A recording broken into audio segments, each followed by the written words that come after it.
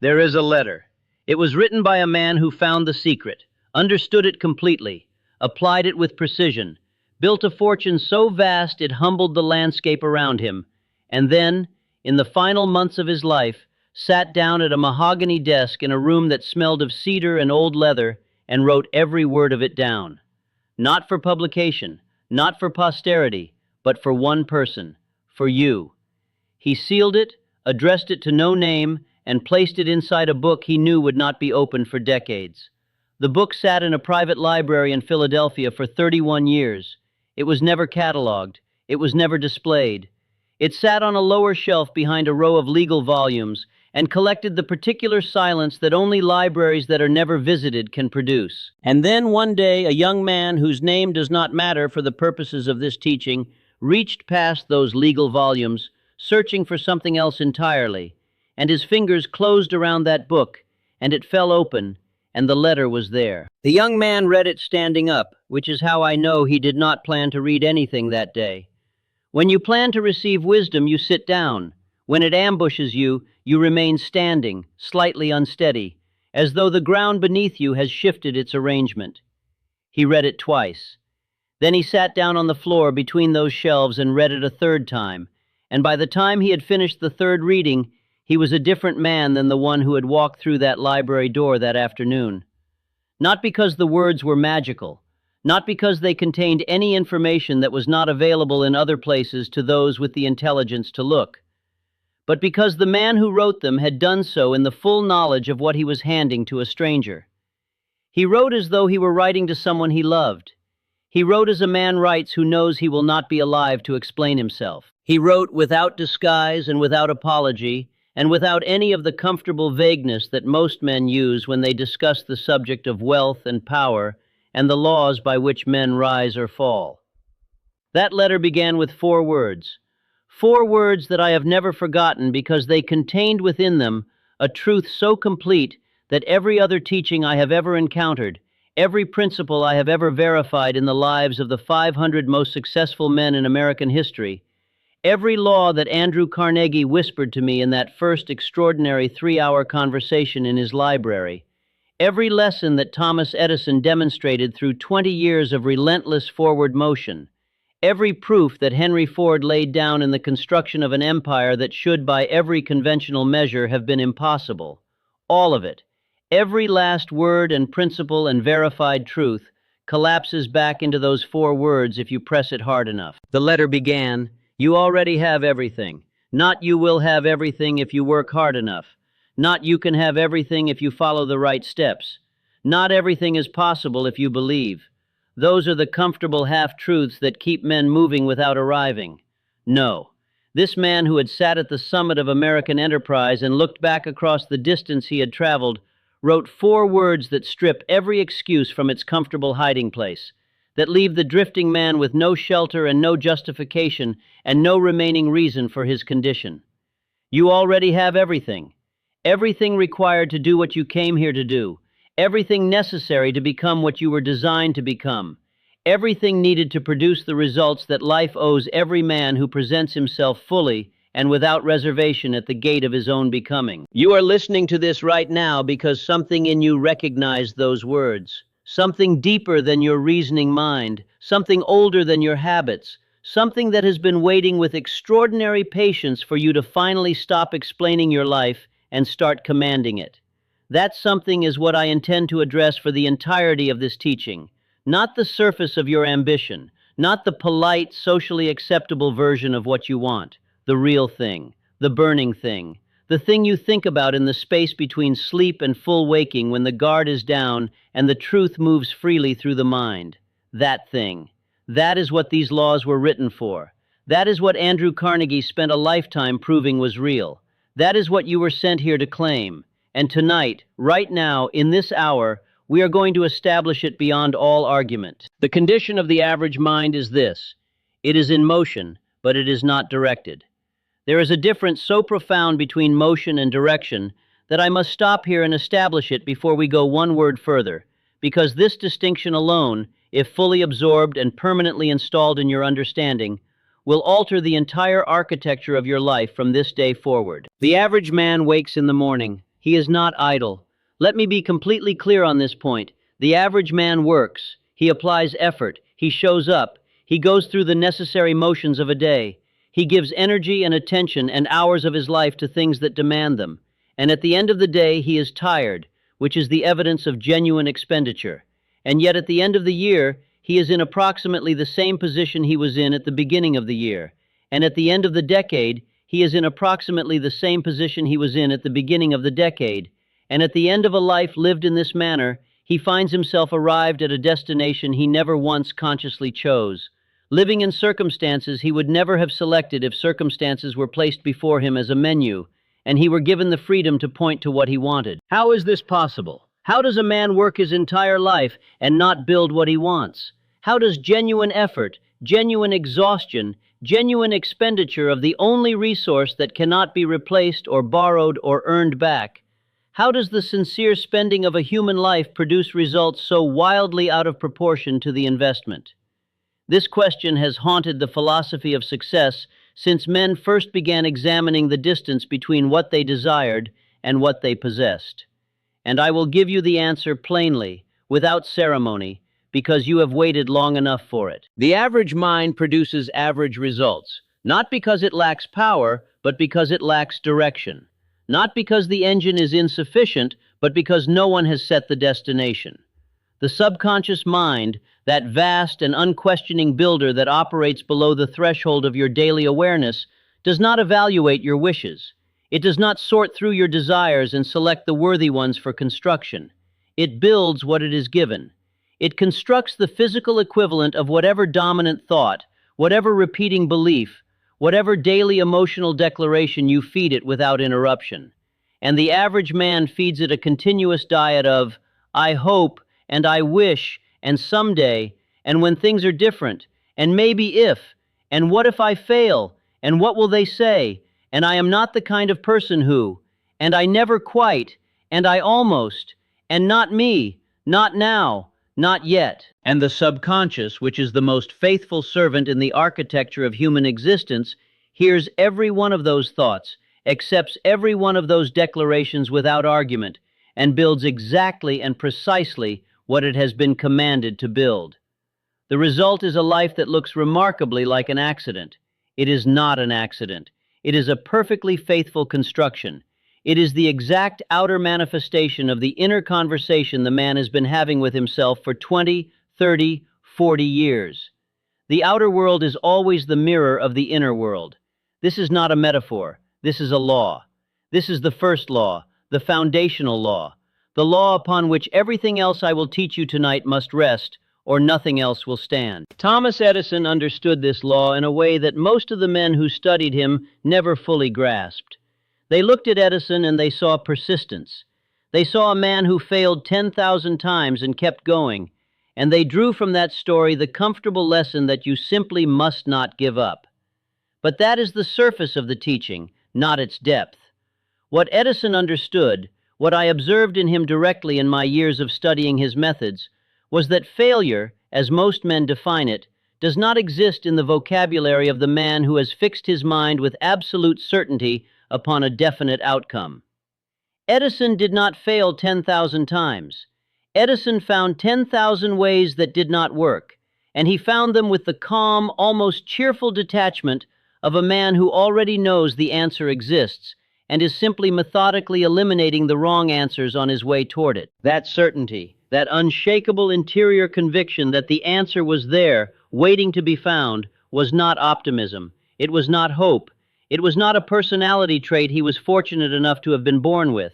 It was a manufactured state of mind that he constructed deliberately, daily, through the practice of what I have come to call autosuggestion, the science of feeding the subconscious mind with precisely the information you want it to act upon. Andrew Carnegie built the greatest steel empire in the history of American industry, not because he understood steel.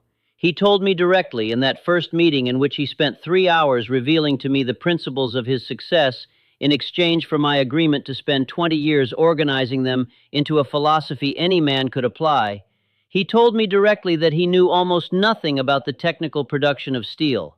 What Carnegie understood, at a level of precision that bordered on the scientific, was the construction and direction of human minds. He understood that the mind of a man who knows his definite purpose, who has fixed upon it with the complete commitment of every faculty he possesses, becomes a different instrument entirely from the mind of a man who is simply working hard and hoping for the best. Carnegie built his fortune not with steel but with minds, with the directed, purpose-driven, faith-sustained minds of men who had been shown the law and had chosen to obey it. This is the mastermind principle in its original form, and we will come to it in its fullness in due course, but understand it at its root right now. No single mind, however powerful, however disciplined, however extensively educated, contains within itself all the knowledge and energy required to achieve greatness. Carnegie knew this. It was perhaps the first and most important thing he ever knew about the building of wealth. A mind joined with other minds of similar purpose and definiteness creates a third force, a collective intelligence, a combined power that is not the sum of the individual minds, but something altogether greater, something that operates at a frequency the individual mind alone cannot reach. Henry Ford understood the law of thought as first cause in a way that was so pure, so utterly undiluted by doubt or qualification, that the men around him found it alternately inspiring and maddening. When Ford announced that he intended to produce an automobile engine with 8 cylinders cast in a single block, every engineer he employed told him it was impossible. Not difficult, not challenging, impossible. The laws of metallurgy and manufacturing as they were understood at that time made the thing Ford was describing a physical impossibility.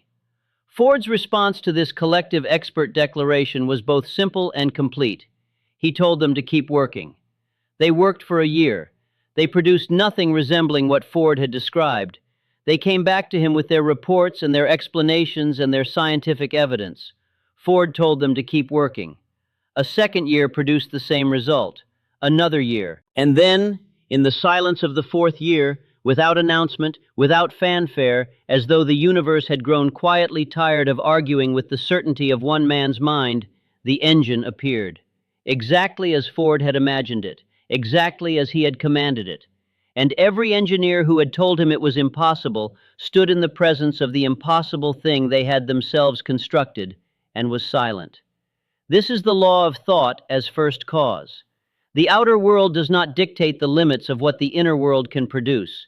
The inner world, when sufficiently charged with definiteness and faith, instructs the outer world to rearrange itself accordingly.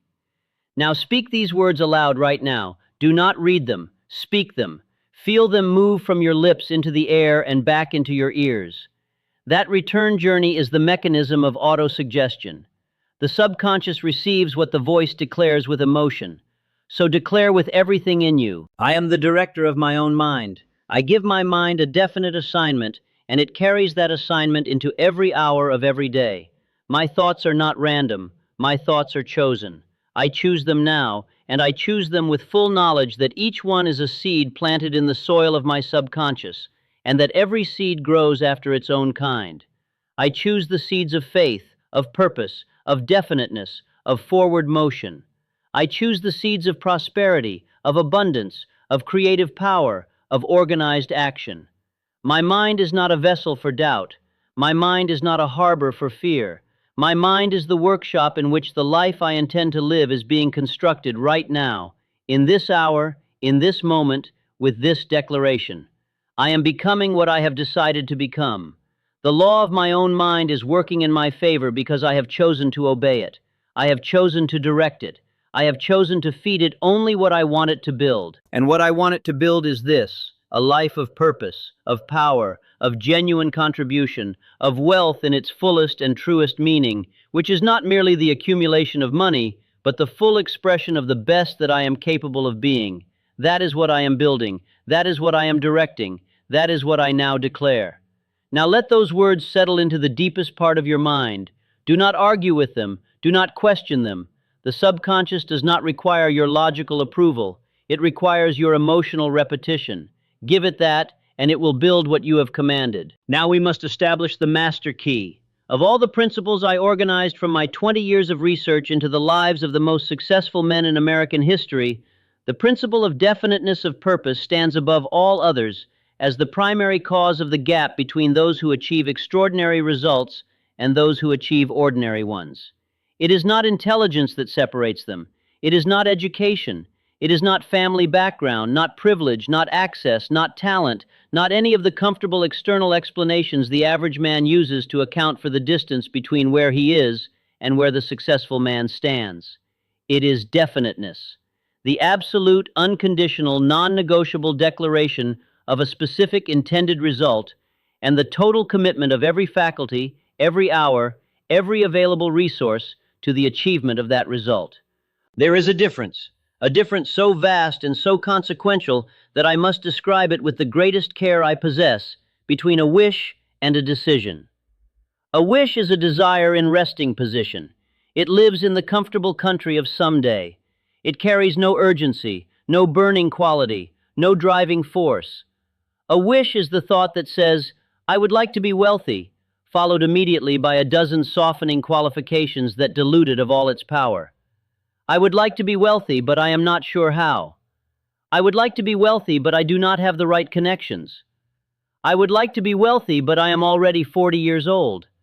I would like to be wealthy, but what if I fail? These qualifications are not realism.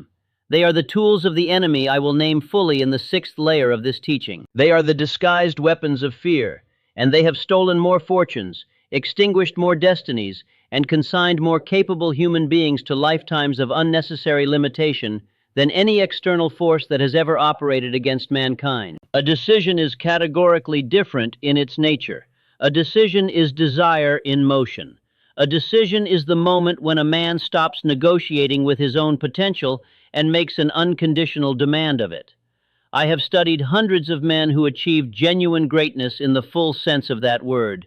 Men who built fortunes, changed industries, altered the direction of history itself, and without a single exception, every one of them could identify the precise moment, the specific conversation or revelation or crisis or quiet inward turning that constituted their decision. Not their first tentative movement toward a goal, not their first hopeful effort, their decision. The moment when doubt was not defeated but rendered irrelevant. The moment when the alternative to success ceased to exist as a considered option. The moment when the mind committed so completely to a single direction that retreat became psychologically impossible.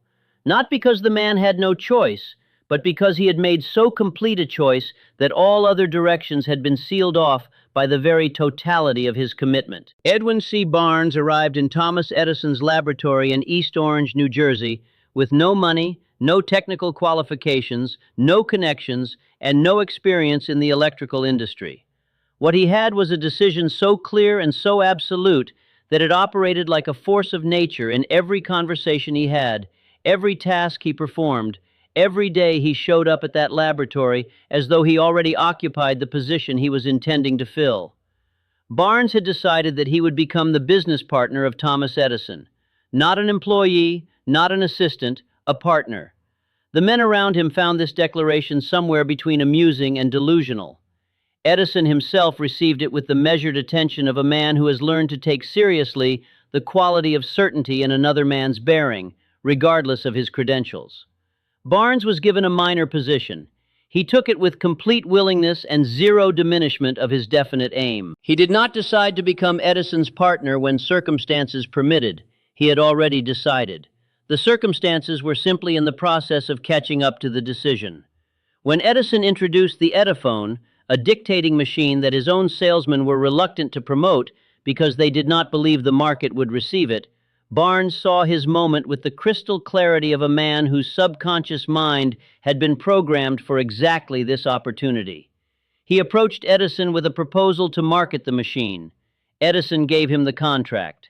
And Edwin C. Barnes became the business partner of Thomas Edison, not through inheritance or education or extraordinary talent, but through the application of the master key, the principle of definiteness of purpose, held with absolute consistency through every circumstance that tested it. Your definite chief aim is the compass by which the subconscious mind navigates.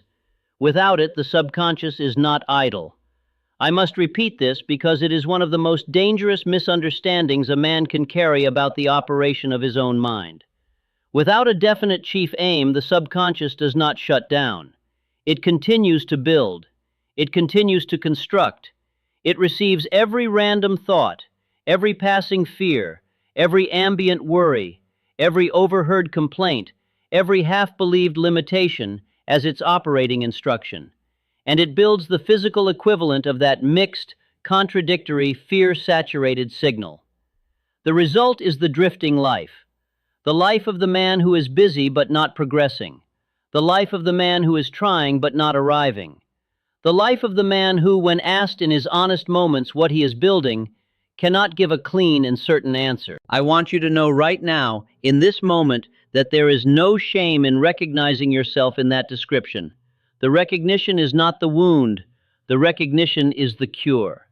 The man who can see clearly where he is has the first requirement for deciding where he is going. And the decision, as I have already established, is the beginning of everything that follows.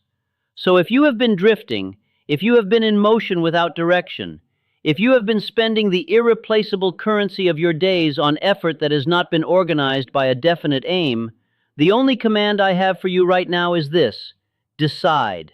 Not after this teaching is complete, not when conditions improve, not when you have gathered more information or waited for the right moment or overcome the present obstacle. Now. Let the definite aim form itself in your mind right now, even in its first rough shape, and treat it with the seriousness it deserves, because it deserves all the seriousness you possess. Now I must teach you about faith, and I must teach you about it in a way that is entirely different from any definition you may have previously encountered, because the faith I am describing is not the faith of passive waiting or religious sentiment, though I respect both. The faith I am describing is a manufactured state of mind. It is a precision instrument. It is something a man builds deliberately, by a specific method, through a specific daily practice, and it produces specific and verifiable results in the physical world. This kind of faith can be constructed by any man who is willing to apply the method. It requires no special disposition, no spiritual gifting, no inherited tendency toward optimism. It requires only the willingness to practice, with consistency and emotion, the technique of autosuggestion. Autosuggestion is the medium through which the conscious mind reaches and impresses the subconscious. The subconscious mind is not accessible to the ordinary tools of reason and logic. You cannot argue it into a state of faith. You cannot reason it into the conviction that you will succeed. You cannot present it with evidence and expect it to revise its operating beliefs the way a rational mind revises its conclusions when new facts are introduced. The subconscious operates through repetition and emotion, through the consistent presentation, charged with genuine feeling, of the thought you wish to establish as its dominant directive. This is the exact daily practice. In the morning, before the distractions of the day have established their claim on your attention, and in the evening, before sleep carries your subconscious into its unguarded building hours, you will take the statement of your definite chief aim, written in clear, specific language, and you will speak it aloud with every degree of emotion you can summon. You will speak it not as a wish, but as a present fact. Not, I want to achieve this. Not, I intend to achieve this. But I am achieving this. I am in the process right now of producing this exact result. The subconscious does not understand the future tense as a command. It understands the present tense as a reality. Speak to it in its own language, and it will respond in the only way it knows, by making what you have declared real. I observed Andrew Carnegie perform a version of this practice every day for the years I spent studying him. Carnegie had a habit, which his associates noticed but rarely questioned because Carnegie did not explain his private disciplines, of spending the first 30 minutes of every morning alone in a room with no company and no correspondence and no business material of any kind. What he was doing in that room was precisely what I am describing to you now. He was feeding his subconscious the exact construction it was to carry forward into the day. He was installing the day's directive at the level where it would operate with the greatest force, below the threshold of conscious reasoning, in that vast and powerful region of the mind where beliefs become behaviors, and behaviors become results, and results become the shape of a life. Faith manufactured by this method becomes, over time, indistinguishable from certainty. The man who has practiced this daily discipline for 90 days speaks about his intended outcome with a quality of conviction that other men can feel.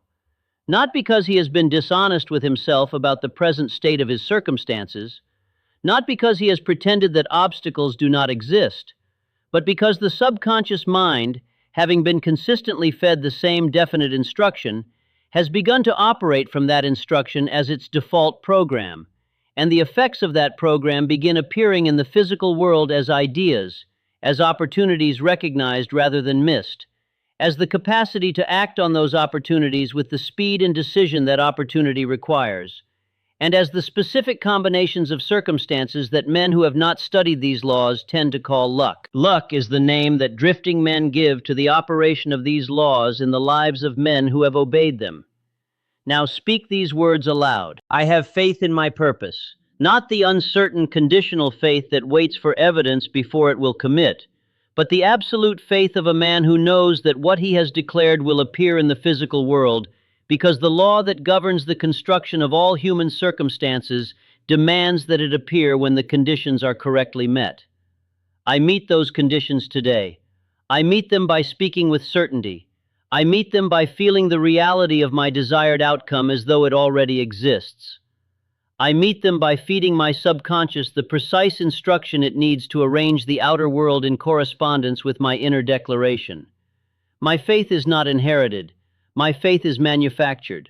I manufacture it now. I manufacture it daily. I manufacture it with the discipline of a man who understands that the subconscious mind is the most powerful builder in existence, and that what I feed it today, it will construct tomorrow. I feed it faith. I feed it certainty. I feed it the specific and unmistakable image of the life I have decided to live. And the law that governs the relationship between the inner world and the outer world, the law that has never failed in the life of any man who has applied it with sincerity and consistency, that law now works in my favor. I have made it my ally. It builds for me in every hour of every day and through every hour of every night, because the instruction is clear and the command is given, and the law must answer. Now let those words settle into the deepest part of your mind. Do not argue with them. Do not question them. The subconscious does not require your logical approval. It requires your emotional repetition. Give it that, and it will build what you have commanded. The subconscious mind is the builder of all circumstances. This is the teaching that separates the man who achieves from the man who merely attempts. And I want to dwell in it for a moment before I move forward, because it is the hinge upon which everything else in this teaching turns. The subconscious mind does not sleep. It does not rest. It does not take the evenings and weekends off from its building work. It operates in continuous, uninterrupted, inexhaustible activity through every moment of your existence, constructing the physical equivalent of whatever has been established as its dominant directive. It does not evaluate that directive morally. It does not prefer faith to fear. It does not favor abundance over poverty, success over failure, health over disease. It accepts what it is given with absolute impartiality and builds accordingly.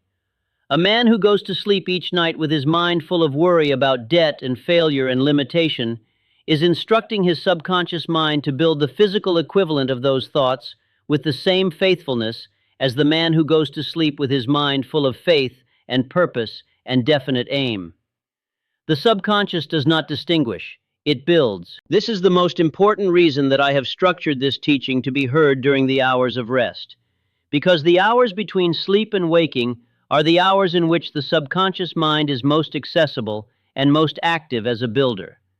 The conscious, reasoning, filtering mind relaxes its guard, and the subconscious accepts instruction at a depth and with a directness that is not available during the full waking hours when conscious resistance and habitual doubt are operating at their normal strength. Rockefeller understood the power of the subconscious as a builder.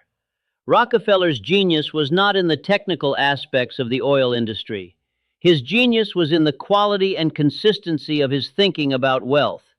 He thought about wealth with a precision that most men reserve for immediate concrete problems. He thought about it as a law, not as a hope. He thought about it as a system, not as a stroke of fortune.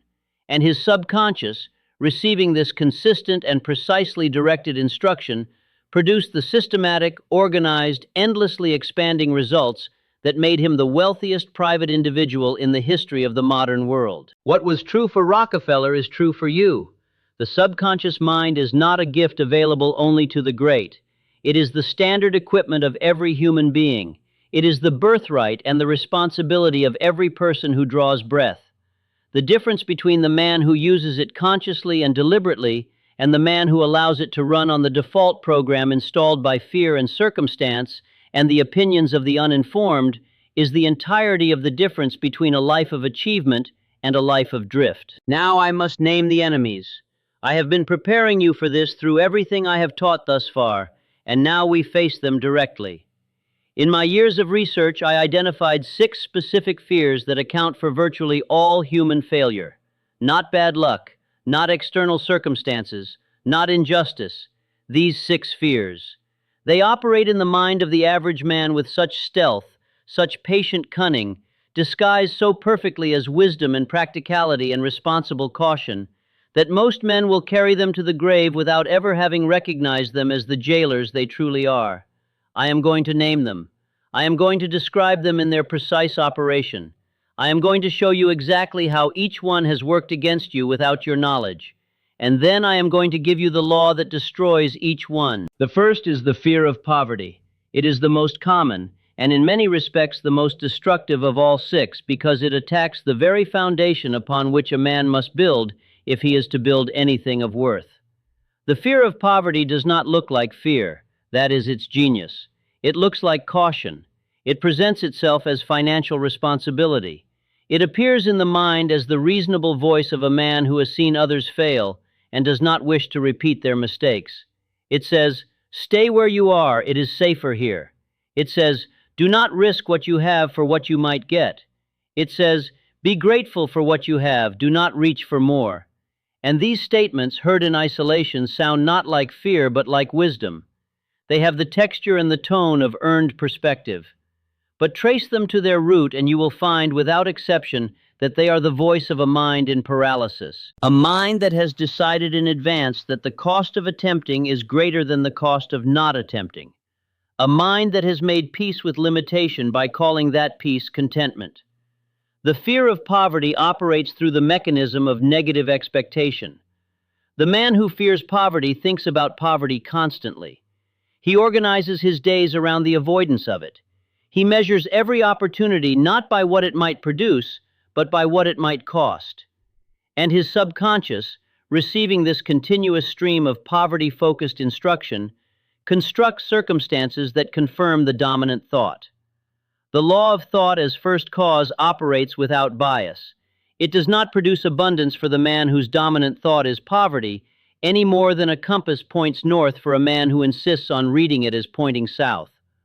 The law is the law. The destruction of this fear is the deliberate and daily replacement of poverty-focused thought with prosperity-focused thought through the mechanism of autosuggestion.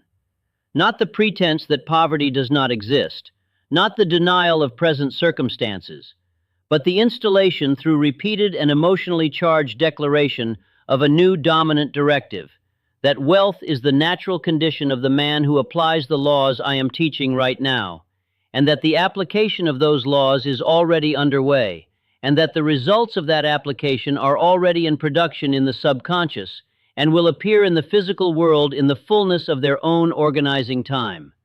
Declare this as a law. I am a man of prosperity. I think in terms of abundance.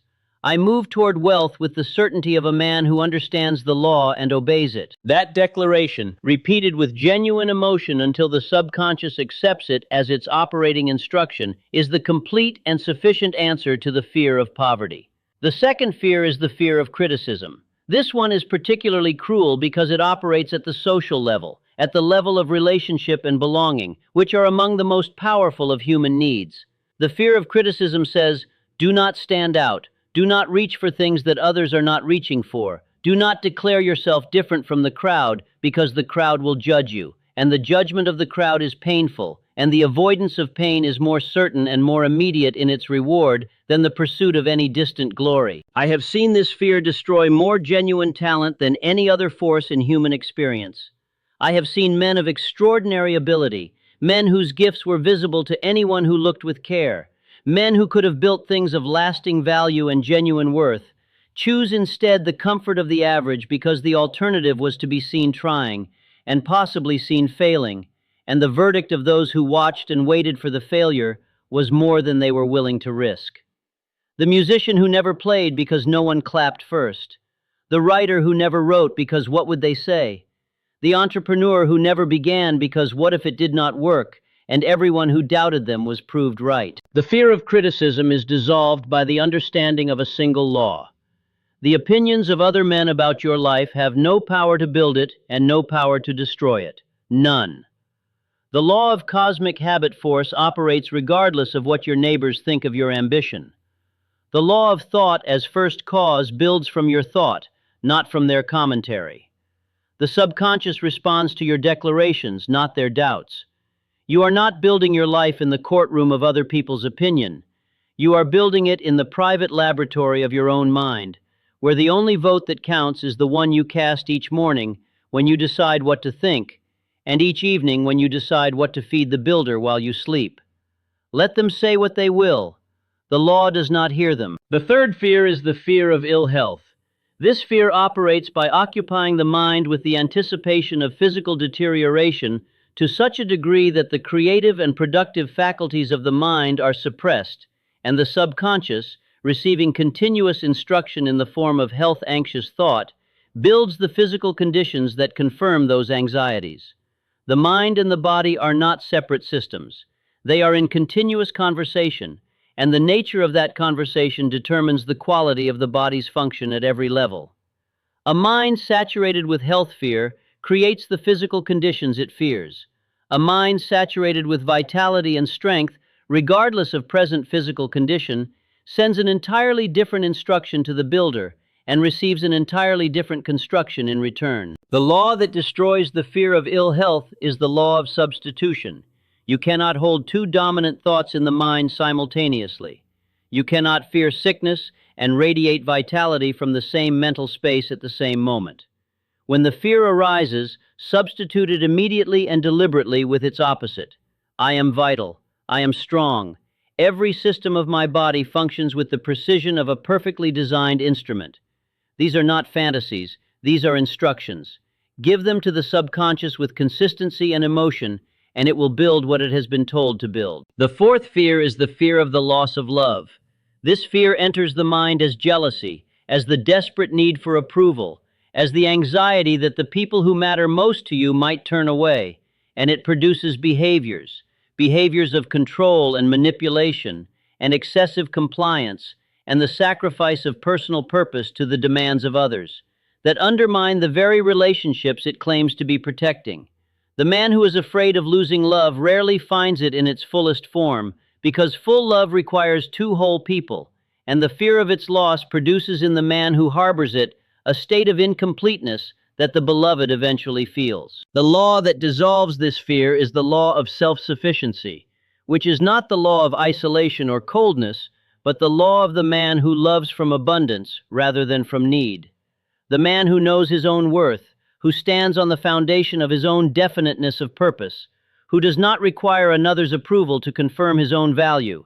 That man loves with a freedom and a generosity that creates the conditions for love to deepen rather than diminish. The fifth fear is the fear of the loss of liberty. This fear, in the modern man, most commonly presents itself as the terror of financial obligation, of debt, of the trap of circumstance that the average life can become. It produces a paralysis that masquerades as independence. The man who will not commit to any path because all paths feel like cages.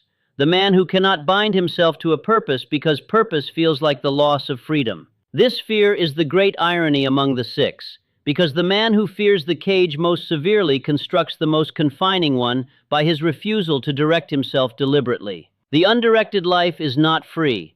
It is the most comprehensively imprisoned life available, because it is a prison built not by external force, but by internal vacancy, and the prisoner holds the key in his hand and cannot see it. The law that destroys the fear of the loss of liberty is the law of definiteness itself.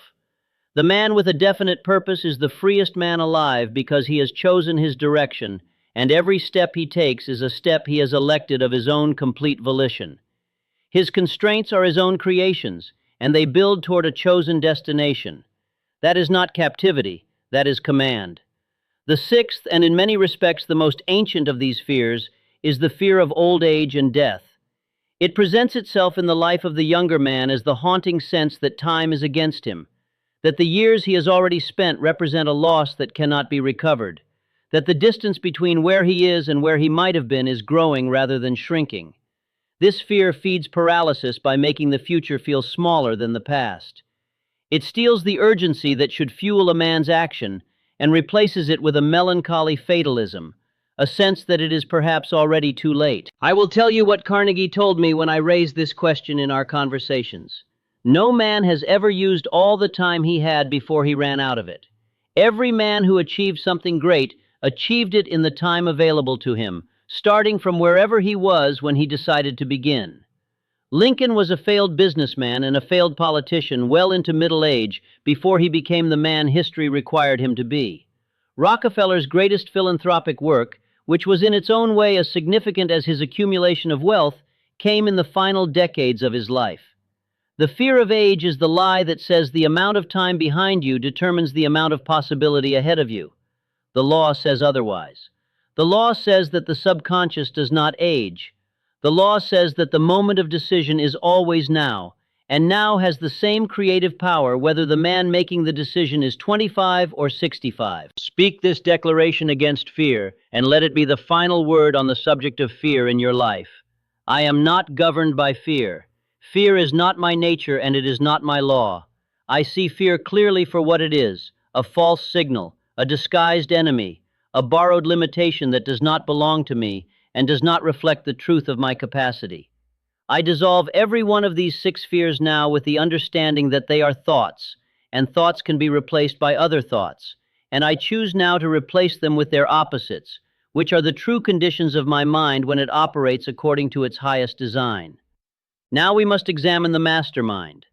I have referred to it already, and now I must give it its full due because it is the principle by which the greatest fortunes in American history were built, and the average man's neglect of it is one of the primary reasons that average results continue to prevail in lives that are capable of extraordinary ones. The mastermind principle, as I derived it from my study of Carnegie and verified in the lives of every great achiever I subsequently examined, is this: the alliance of two or more minds working in perfect harmony toward a definite end creates a third mind, a mastermind, that is available to all members of the alliance and that is greater in its intelligence, its creativity, and its problem-solving capacity than any individual mind in the group. This is not a motivational metaphor. This is a description of a law of mind that operates as reliably as the laws of physics. When minds of similar purpose and mutual trust and genuine goodwill are brought into sustained and harmonious contact around a definite objective, a force is generated that would not be available to any of those minds in isolation. Carnegie built his mastermind with deliberate and scientific precision. He selected his associates not merely for their technical competence, but for their philosophical alignment, for the quality of their thinking, for their commitment to the same definite purpose that governed his own mind. He understood that a mastermind alliance is only as strong as the harmony that operates within it, which is why he was ruthless in removing from his circle any mind that introduced the disharmonious frequency of doubt, complaint, negativity, or divided purpose. A single mind of genuinely negative and fear-saturated disposition in a mastermind alliance is not merely an inactive member. It is a negative force that actively diminishes the collective power of every other mind in the group. Carnegie knew this. He would not permit it. Schwab was perhaps the greatest human demonstration of the mastermind principle in action. Charles Schwab's genius was not primarily technical. It was social and psychological. He understood instinctively, at a level that I later verified through study and analysis, that the minds of the men around him were his greatest resource, and that the quality of the atmosphere he created among those minds determined the quality of the collective intelligence available to the group. His famous dinner speech for Carnegie's executives, the speech that so impressed J.P. Morgan that it directly resulted in the formation of United States Steel, the largest corporation in the world at that time, was not primarily a speech about steel. It was a demonstration of the mastermind principle in its purest form, a single human mind vibrating at such a frequency of enthusiasm, certainty, and definiteness that it elevated the collective mind of an entire room into alignment with a possibility they had not previously considered available to them. You cannot achieve what you are capable of achieving alone. This is not a statement about weakness. It is a statement about the law of multiplication. 1 multiplied by 1 equals 1. Two minds in genuine harmony do not produce twice the individual output. They produce something categorically different in its nature, and that difference is the margin between ordinary and extraordinary in the trajectory of a life. Examine your present alliances with complete honesty. Are you surrounded by minds that are moving in the same direction as your definite chief aim? Are the conversations you are having daily conversations that elevate your thinking toward its best expression, or conversations that pull it toward the average? The mastermind does not require you to abandon every relationship that is not perfectly aligned with your purpose. But it does require that you be deliberate and conscious about the minds with which you allow your own mind to be most deeply aligned. The minds you spend the most time with are not merely company. They are collaborators in the construction of your life. Now speak these words. I attract to my life the minds that are aligned with my purpose. I am a worthy member of a mastermind alliance because I bring to that alliance the full force of my own definiteness and faith and organized intention. I give to those who walk beside me the best of what I am, and I receive from them the amplified intelligence of our collective commitment. I do not walk this path alone. I walk it in the company of minds that challenge and elevate my own. Together we create a force that no single mind could generate, and that force moves through every obstacle and around every limitation and toward every goal we have set with the combined certainty of men who know the law and have agreed to obey it together. I am building my mastermind. It is being built now. The right minds are being drawn to me by the operation of the very law I am applying, and I receive them with the full awareness of the extraordinary gift their presence represents. Now let those words settle into the deepest part of your mind. Do not argue with them, do not question them. The subconscious does not require your logical approval. It requires your emotional repetition. Give it that, and it will build what you have commanded. Of all the laws I have taught and verified and refined over the course of a lifetime devoted to understanding the mechanics of human achievement, the law of cosmic habit force is perhaps the most quietly powerful, because it operates in silence, without announcement, without ceremony, and it is working on you right now in this very moment, with or without your awareness, building from the material of your most consistent daily thoughts and actions the permanent structure of your character, and through your character, the permanent shape of your destiny. Cosmic habit force is the law by which the universe maintains order. It is the force that holds the planets in their orbits, and the seasons in their sequence, and the cells of every living thing in their function.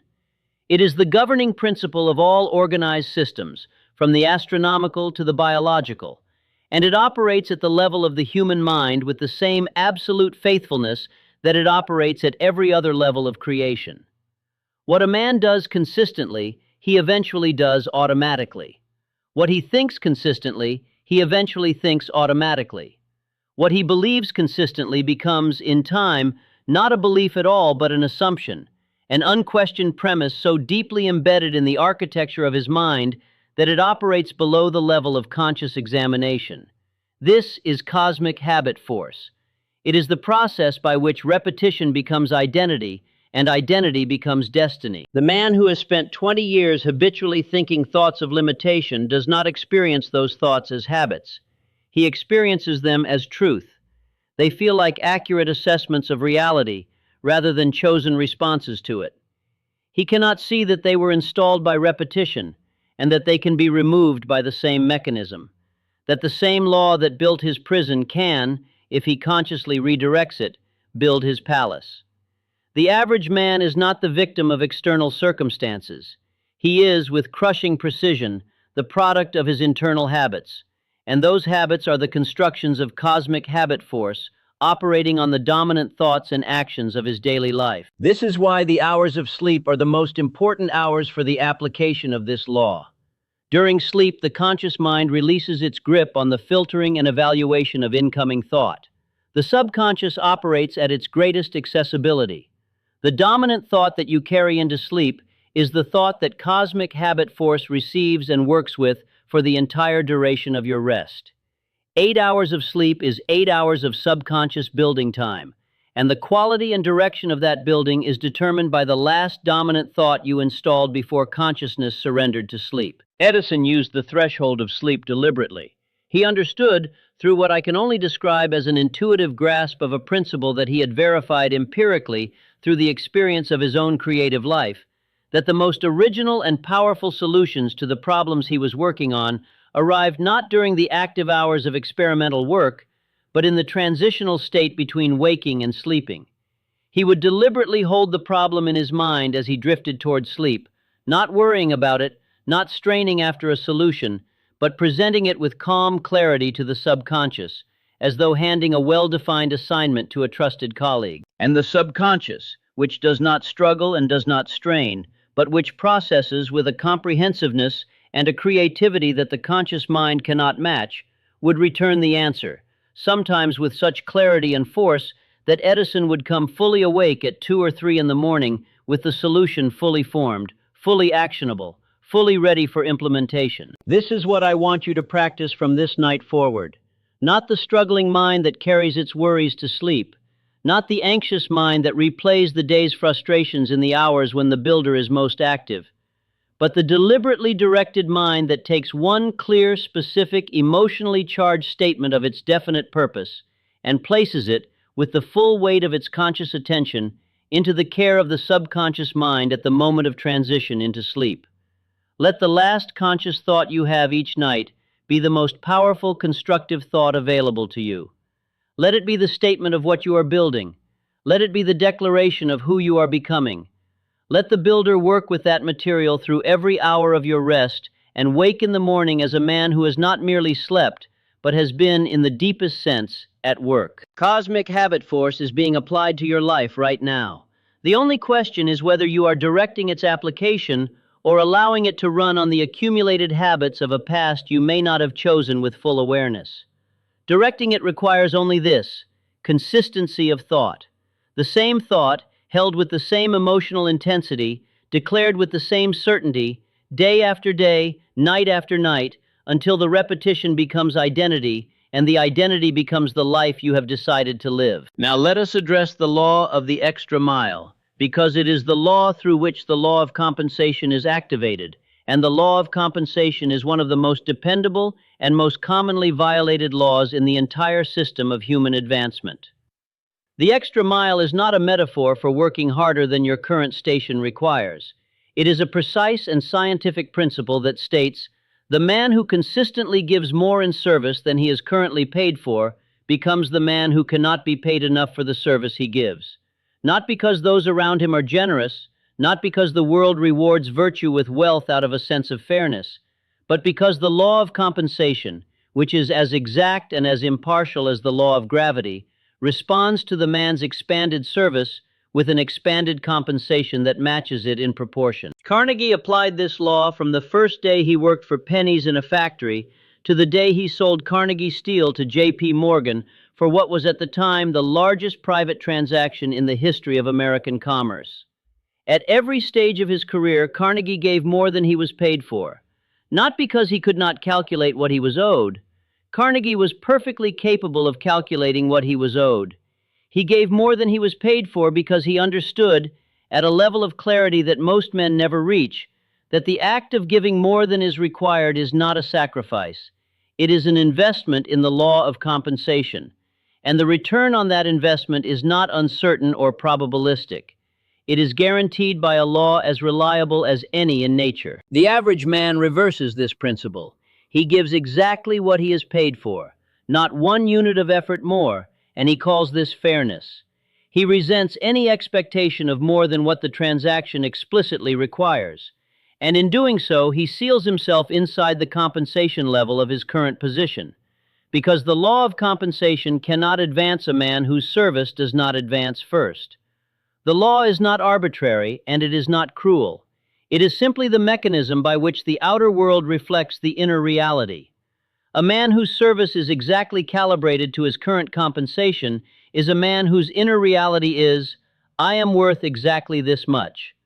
The law hears him and agrees. The man who consistently gives more than his current compensation requires sends an entirely different signal. His inner reality is, my service exceeds the current measure of its reward, and the law of compensation must close the gap, and it does. Not immediately, not dramatically, but with the slow, irresistible, compounding certainty of a law that cannot be suspended or evaded. Carnegie's rise from poverty to the summit of American industry was not a series of lucky breaks. It was the inevitable mathematical result of a law applied with consistency and without exception through an entire career. Give more than you are paid for. Do it today. Do it in every role and every relationship and every enterprise in which you operate. Do not calculate the excess with resentment.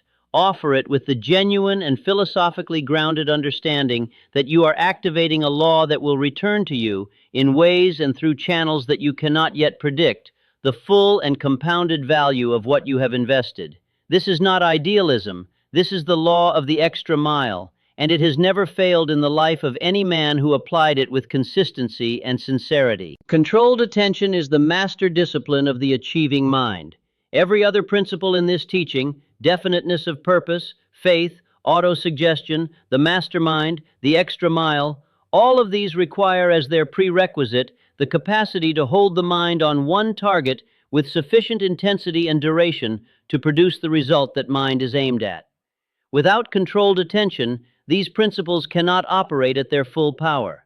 They are like an army without a general, capable of great potential force, but incapable of applying that force in any single decisive direction. The capacity for controlled attention is the distinguishing characteristic of the great mind.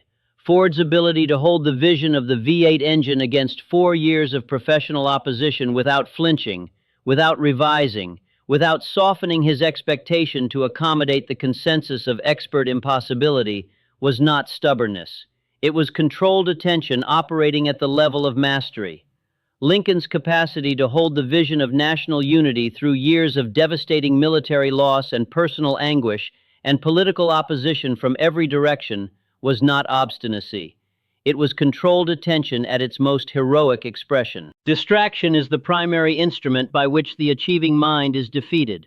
Not external distraction alone, though the modern world offers that in quantities that would have astonished even the most scattered mind of previous generations.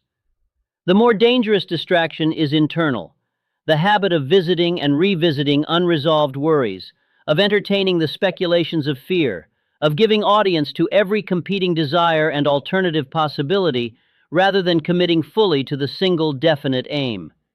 Every moment of attention given to a fear or a doubt or an alternative to the definite purpose is a moment of building energy withdrawn from the construction that matters.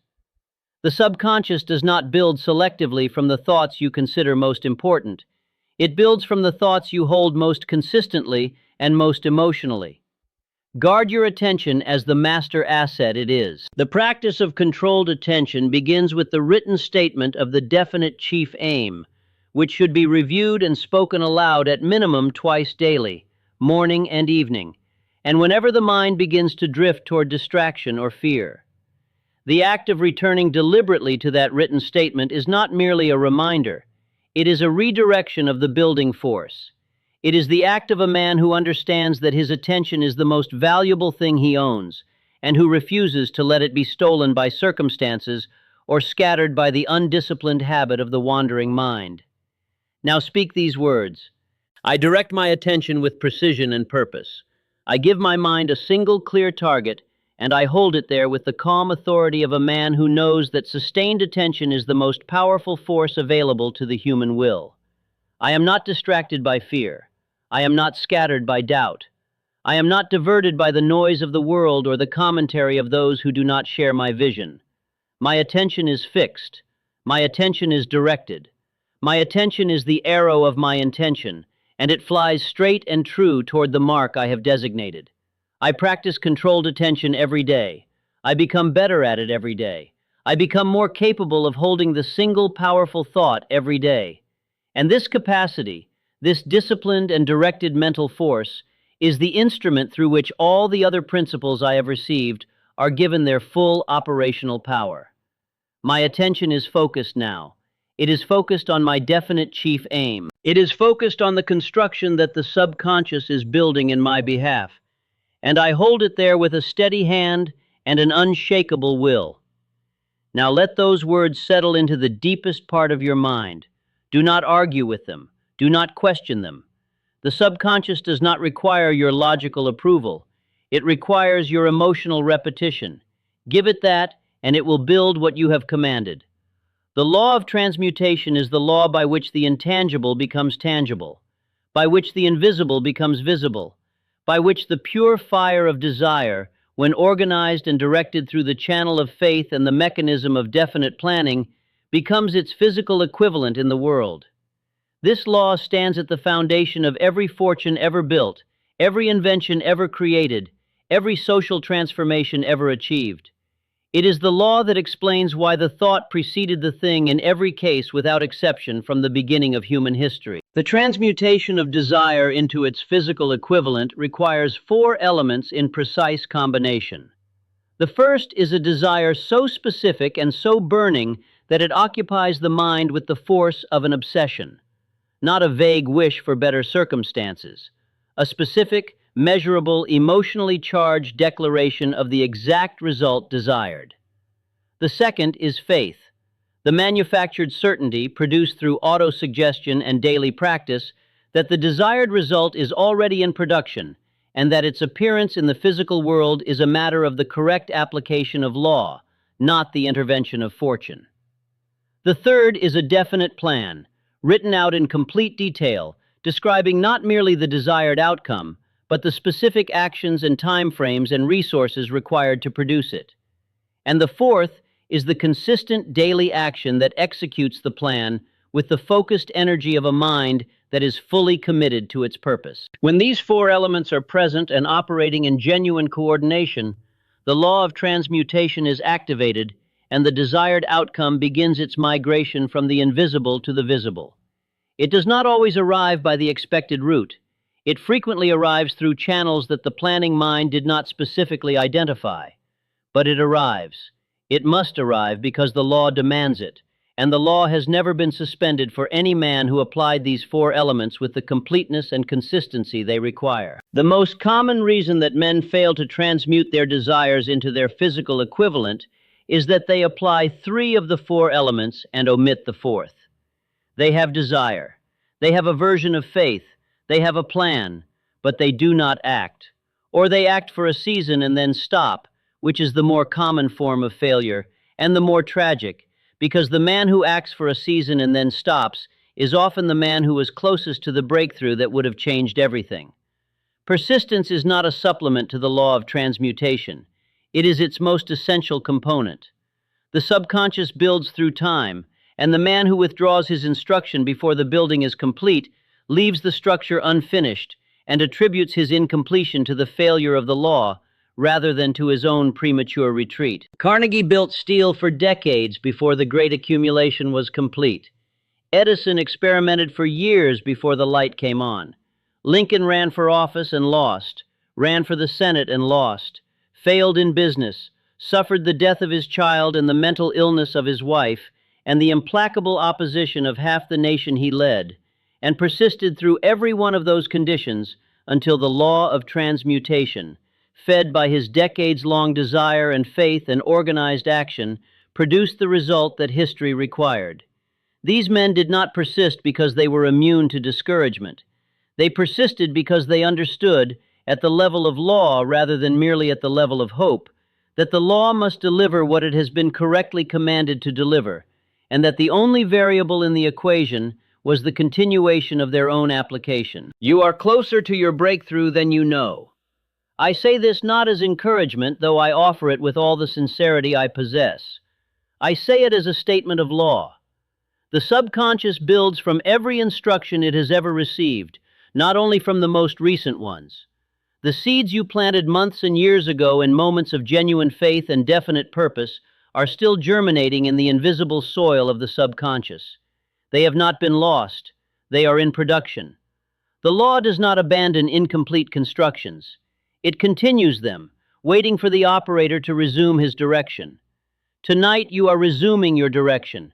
Tonight the instruction is refreshed and deepened and sent to the builder with the full force of your understanding of what it means and what it will produce. And now we stand at the threshold of the silent harvest. This is the moment I have been building toward through everything I have taught you tonight. The moment when the invisible work becomes visible, when the thought becomes the thing, when the desired outcome steps from the subconscious construction yard into the physical world where hands can touch it and eyes can see it, and the life of the man who built it is permanently altered by its presence. The silent harvest is silent because most men do not recognize it when it arrives. They have been so conditioned by the culture of effort and struggle and earning and deserving that when the law delivers what they have commanded, they attribute it to coincidence or luck or the generosity of external forces, rather than to the precise operation of a principle they have been applying. And in failing to recognize the law's delivery, they fail to reinforce the application of the law, and the gap that could have been closed permanently reopens by default. I am telling you this now so that you will recognize your harvest when it comes. It will not always look like what you expected. The physical equivalent of a desired outcome is not always a direct translation of the image in the mind. Sometimes it arrives as an opportunity that requires your immediate and decisive action. Sometimes it arrives as a person who carries information you need. Sometimes it arrives as a shift in circumstance that at first appears to be an obstacle and is only recognized as an opening when examined from the perspective of a man who knows that the law works through all available channels, including the ones that look at first glance like problems. Recognize your harvest. Receive it with the certainty of a man who expected it because he knows the law. Act on it without hesitation, because opportunity presented by the law of transmutation at the moment of its delivery demands the same quality of decisive action that the original decision demanded. The man who hesitates at the threshold of his harvest may find it still waiting for him when he returns, but he may also find that the law of cosmic habit force, which builds equally in the direction of action and inaction, has reinforced the habit of hesitation during his delay. You are not at this moment who you were when this teaching began. Something has shifted, something at the level of understanding that goes deeper than the conscious processing of information. You have heard the law, not merely the description of the law itself, speaking through every principle and story and example I have laid before you, has made its claim on your comprehension. And comprehension of a law is the beginning of its application. The teaching that Carnegie gave me in that first extraordinary meeting was not about steel, and not about money, and not about strategy. It was about the nature of the mind and the nature of the law that governs the mind's relationship to the physical world. Everything I have taught you tonight flows from that original transmission. And what Carnegie made clear to me in that meeting, with a directness that I found at the time almost startling, was this: the laws work for any man who applies them, any man, without exception, without qualification, without prerequisite of education or background or current circumstance. The law does not require that you have already arrived at a certain level before it begins to operate on your behalf. It requires only that you correctly apply its principles, beginning now. Now hear me carefully as we move into the final hours of this teaching, the hours of the night, the hours when the builder works most freely, and the harvest of the day's instruction is turned into tomorrow's visible progress. Your body is settling now. The weight of wakefulness is lifting. The deep, restorative quiet of true rest is approaching. And in this approach, in this threshold between the conscious and the unconscious, in this most sacred space of all the daily hours, I want you to know with complete certainty that the principles you have received tonight are not going to rest when you do. They are going to continue their work. The law of cosmic habit force does not sleep. The subconscious mind does not pause. Every hour that you spend in genuine rest is an hour that the builder spends in genuine construction, using the material of the last dominant thought you carried across the threshold. So I am giving you your thought now. I am giving it to you in three forms, at three depths, so that it penetrates to the level where the builder waits. At the surface of your mind, where words still move clearly, hear this. I am a man of definite purpose, operating by the laws of achievement, directed by faith, sustained by persistence, and the result of my application of these laws is already underway. Deeper, in the place where words become feeling, feel this. My life is being built according to my intention. The invisible is becoming visible. The thought is becoming the thing. The harvest is coming. And deeper still, in the wordless place where all construction begins, let this be the seed the builder plants in every cell of the night's quiet hours. I am becoming who I decided to be. It is done. It is real. It is mine. Let everything else go now. Every concern of the day, every weight that was not yours to carry, every fear that borrowed your attention without your permission. Let it all dissolve into the deep and certain peace of a man who knows the law is working. You do not have to work right now. The law is working. You do not have to figure it out right now. The builder knows. You do not have to force it right now. The cosmic habit force has received your instruction and is organizing the infinite resources of the universe in service of the life you have chosen. Rest now, and trust the law, and let the night do what the night was made to do. Take the seeds of the day's best intentions and plant them so deep in the soil of the subconscious that when morning comes, they will have taken root at a level from which no fear and no doubt and no force of circumstance can dislodge them. The builder is working.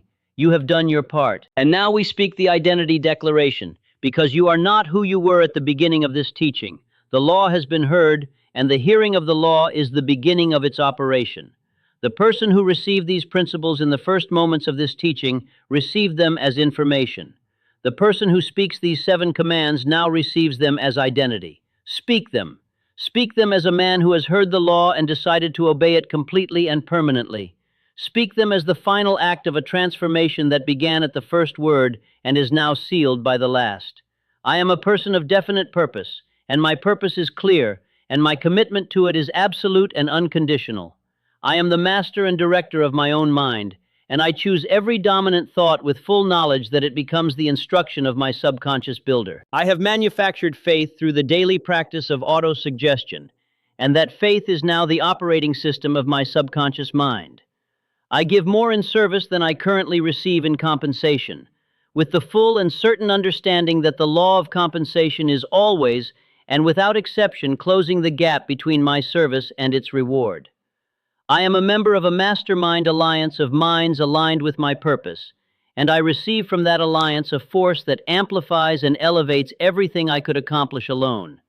I persist through every condition and every circumstance and every season of difficulty, with the calm certainty of a man who knows that the law delivers when the application is consistent, and that inconsistency is the only true failure. I am already in possession of everything I require to become what I have decided to become, and that becoming is underway now, in this hour, in this night, in every silent and productive moment between now and the morning when the evidence of the law's faithful work will begin to appear in the world I have been building from the inside out. You have received the law. You have spoken the commands. You have sent the builder into the night with the clearest and most powerful instruction you have ever given. And nothing that has been set in motion tonight will stop. Nothing that has been planted will be unplanted. Nothing that has been declared will go unbuilt. The law is absolute. Its faithfulness to every man who approaches it with completeness and conviction is the most reliable fact in the universe. Carnegie knew it. Edison proved it. Ford built an empire with it. Lincoln transformed a nation through it. And every man or woman who has ever achieved what others called impossible has done so through the operation of the same laws that are operating in your life right now, because you have chosen to obey them. There is something more I must tell you before this night is fully surrendered to the work of the subconscious builder. Something I have held until this moment because it requires everything that has come before it as its foundation. And without that foundation, the weight of it would crush rather than elevate. It is the most important practical truth I extracted from my decades among the great achievers. And it is the truth that the successful man instinctively protects from casual transmission, because he knows, with the peculiar wisdom of experience, that a truth heard before the mind is ready to receive it is not merely wasted, but is actively harmful, because the unready mind converts every high principle into a new and more sophisticated excuse. The truth is this: the moment of your transformation has already occurred, not will occur, has occurred. In the genuine reception of these principles at the level of understanding rather than mere information, the inner event that precedes all outer change has already taken place. Every great man whose life I studied told me the same thing in different words. Carnegie said it as, "The decision is the deed." Edison said it as, "The discovery is the work, the building is merely the follow-through."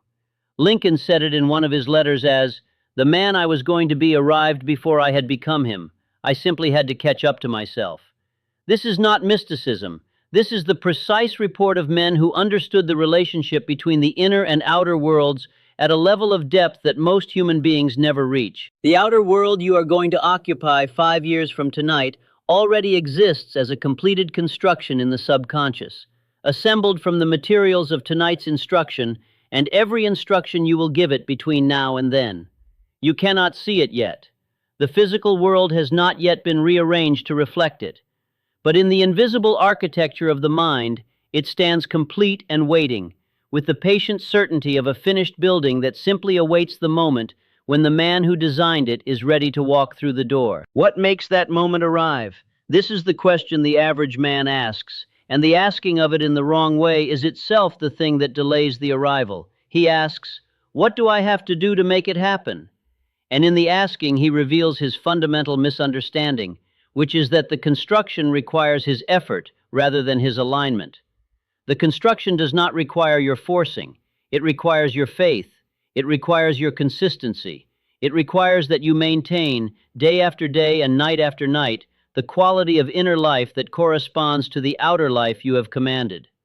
The man who declares prosperity daily but lives hourly in thoughts of scarcity has given his subconscious a contradictory instruction, and the subconscious, which cannot build from contradiction, waits for a unified signal. It waits for the day when the declaration and the daily thought and the emotional life and the habitual action all point in the same direction simultaneously. And on that day, it does not merely continue building, it accelerates. This is the principle of momentum, which is the law of cosmic habit force in its most dramatic expression.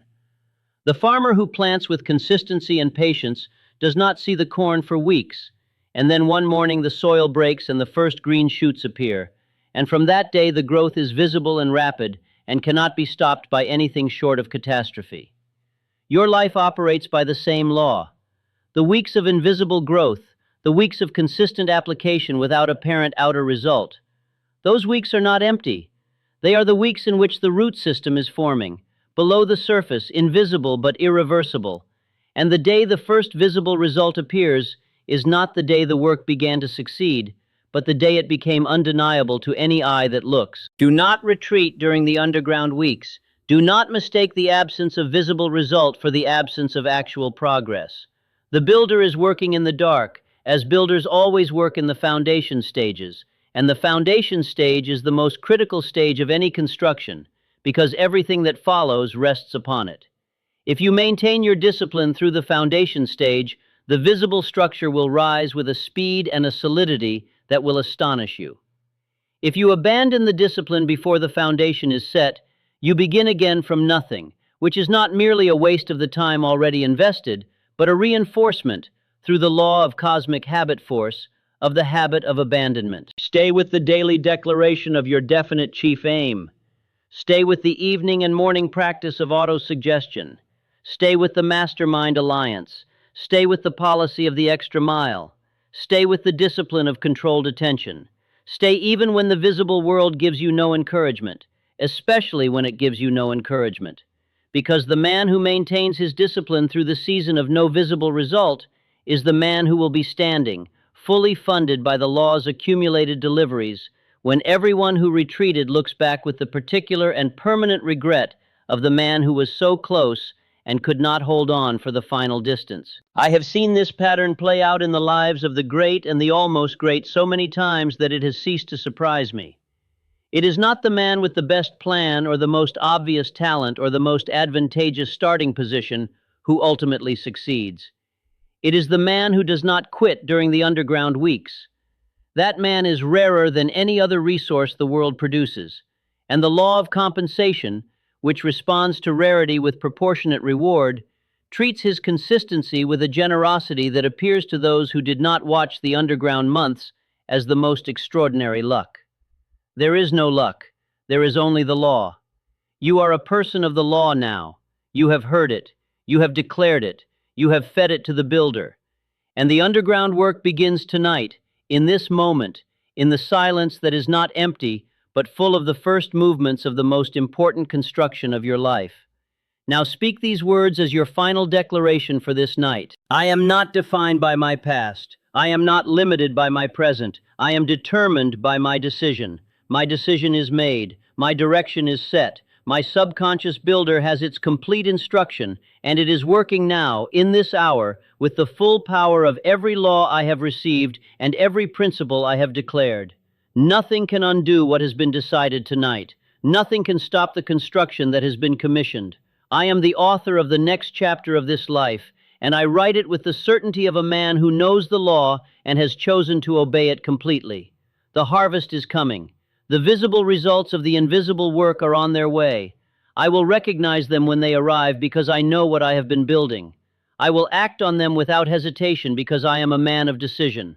I will give thanks for them not to fortune but to the law, which has always been willing to work for me and has been waiting only for me to give it the correct command. I have given that command. It is given. It is done. Now let those words settle into the deepest part of your mind. Do not argue with them. Do not question them. The subconscious does not require your logical approval. It requires your emotional repetition. Give it that and it will build what you have commanded. I have one final word for you before you surrender completely to the restorative and productive dark of sleep. It is not a principle. It is not a law. It is a recognition. Every man I studied, without a single exception, reached a moment somewhere in the middle of his ascent when he looked back across the distance he had traveled and felt something he could not easily name. It was not pride, though pride was part of it. It was not relief, though the relief of a man who has proven to himself what he was capable of is one of the deepest satisfactions available to human experience. It was something older and more essential than either of those. It was recognition. The recognition that he had always been the man he became, that the potential was always present, that the law was always available, that the only thing that had ever stood between him and the life he was built to live was the moment of decision, which was simply the moment when he stopped negotiating with his own greatness and agreed to it. That moment is now. That moment has been now for the duration of this entire teaching, and it will be now again tomorrow morning when you wake and speak your declaration and send the builder back to work with fresh and deepening instruction. And it will be now every morning after that for as long as you choose to obey the law that has never failed any man who has given it his complete and unwavering allegiance. The law is yours. The night is yours. The construction is already underway. Sleep now. The builder never does. And because I want to leave you with nothing incomplete, because the law I have taught tonight demands that instruction be given in its fullness and not surrendered midway, I will add to everything already said one more layer of practical truth that Carnegie emphasized to me in our very last formal conversation before his death, a conversation in which he spoke with the particular clarity of a man who knows he is condensing a lifetime of hard-won understanding into whatever time remains. He said to me, "Hill, the men who fail do not fail because they do not know the right things. Most of them know the right things or could know them with modest effort. They fail because they will not endure the time between the knowing and the having. They cannot tolerate the silence between the command and the delivery. They interpret that silence as evidence that the law is not working, and so they withdraw their application, and the silence continues indefinitely, because the law cannot deliver what it has not been consistently commanded to produce. The duration of that silence is different for every man and every aim, but the silence always ends for the man who does not stop speaking into it." I want you to understand what Carnegie was describing, because it is the final and most practical key to the entire system I have taught tonight. The silence between the command and the delivery is not empty time. It is organizing time. It is the period during which the infinite intelligence that operates through the subconscious mind is arranging the human, material, and circumstantial resources required to bring your declared intention into physical form. It is doing this work at a level of complexity and coordination that the conscious mind cannot track and cannot rush. The most you can do during this period, and it is not a small thing, is maintain the consistency and quality of your inner instruction so that the building does not have to stop and stop again in response to the inconsistency of a mind that declares prosperity on Monday and doubts it by Wednesday. Lincoln understood this silence as no other figure I studied understood it.